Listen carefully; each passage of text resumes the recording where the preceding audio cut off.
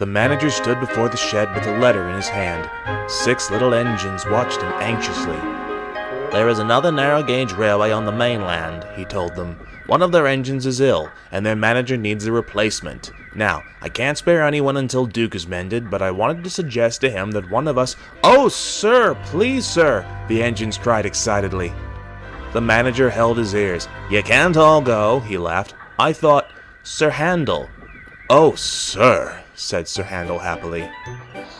A few days later, Duke was taken to the works. Sir Handel's excitement grew.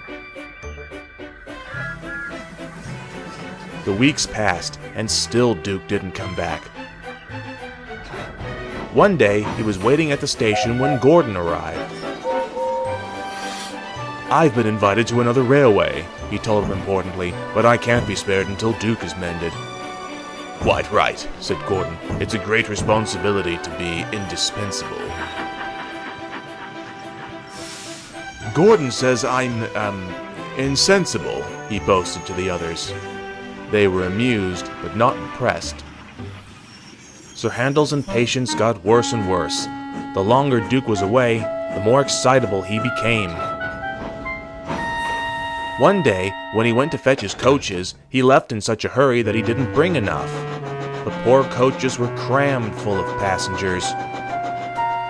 When they reached the top station, he was exhausted. An enormous crowd of people waited on the platform for the last train home. "They must have come on earlier trains and stayed to picnic by the lake," said the fireman. "Never mind, we'll manage somehow. It's all downhill from here."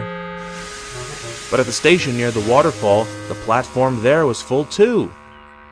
"We'll need a shoehorn to get them all in," said the conductor, scratching his head. "Never mind, we'll do it somehow. I'll take some with me in the van." The passengers had enjoyed their day in the hills and didn't mind standing. They knew it would only be for a short while. The conductor always checked tickets at the station by the waterfall. Today it was a long job, and it took so long that Sir Handel sizzled anxiously. "An insensible engine like me shouldn't be kept waiting," he fumed. At last the conductor was ready. He blew his whistle, waved his green flag, and turned towards the van.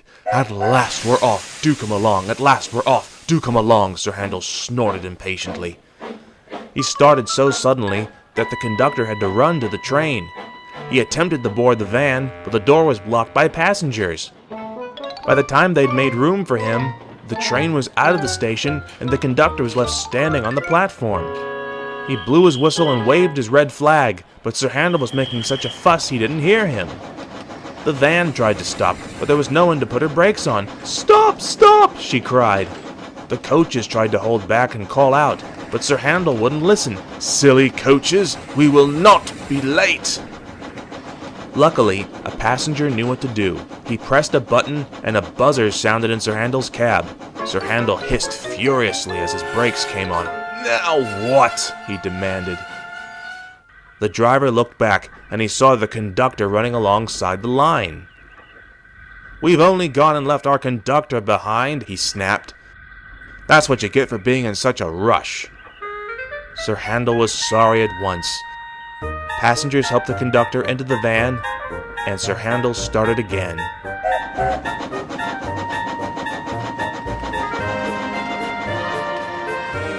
After a fast run, the train reached the station at the same time as Henry. The conductor came to see him. "I'm sorry I was impatient, sir," he said nervously. "I didn't want to be late. Insensible engines shouldn't be late, should they?" "No," agreed the conductor, "but sensible engines know that patience is a virtue. Remember that next time." "I'll try," said Sir Handel sadly. A few days later, Duke was mended, meaning Sir Handel was free to go. Edward noted as he took him to the harbor that he was most insistent on taking his time.